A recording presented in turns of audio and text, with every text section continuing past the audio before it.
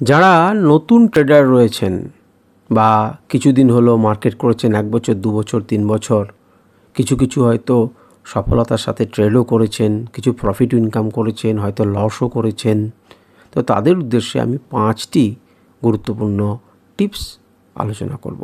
দেখুন, এই কটি করলেই যে আপনি লাভবান হয়ে যাবেন বা প্রফিটেবল হবেন তা কিন্তু নয়, কিন্তু এই 5টিকে কিন্তু আপনাকে অবশ্যই এই 5টির উপরে আপনার একটা দখল আসতে হবে। প্রথম নাম্বার কি? প্রথম নাম্বার হচ্ছে কোনো ট্রেড নেবেন না প্ল্যান ছাড়া। অর্থাৎ আপনি মার্কেটে দেখলেন আর ট্রেড নিয়ে নিলেন, এটা নয় কিন্তু। মনে হচ্ছে যেন উঠছে, ট্রেড নিলেন, নয় কিন্তু। আপনার আবেগের বশে কোনো ট্রেড আপনি নেবেন না।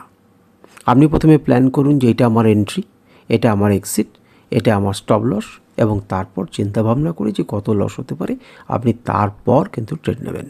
দ্বিতীয় কি, প্রতিদিনের জন্য আপনি একটা ফিক্সড করুন আপনার টার্গেট, যে এত টাকা আমি ইনকাম করতে চাই বা এত পার্সেন্ট আমি ইনকাম করতে চাই। সেটা একটা ছোট লক্ষ্য থাকুক, এমন নয় যে আমি প্রত্যেক দিন 10,000 থেকে 10,000 টাকা ইনকাম করব। আপনি একটা রিয়েলিস্টিক ছোট টার্গেটকে ফিক্স করুন এবং প্রত্যেক দিন সেটা ফুলফিল করার চেষ্টা করুন। তৃতীয় নম্বর কি, আপনি ট্রেডিং জার্নাল বানান। ট্রেডিং জার্নাল কী রকম? কোনো একটি ট্রেড নিলেন, তার একটা entry point, exit point, stop loss, সেটাকে লিখুন যেটা আমি ভেবেছি।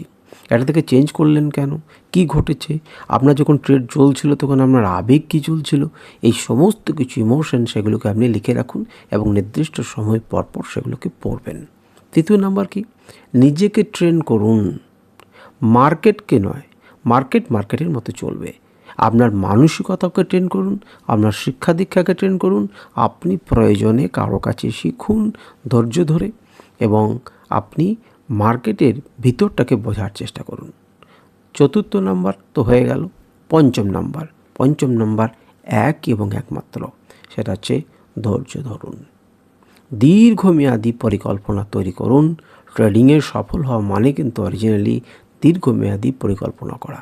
আপনি সেটাকে করার চেষ্টা করুন যে আপনি অনেক দিন পর ভালোভাবে সফল হবেন, কালকেই রাতারাতি সফল হবেন এমন কিন্তু আপনি ভাববেন না।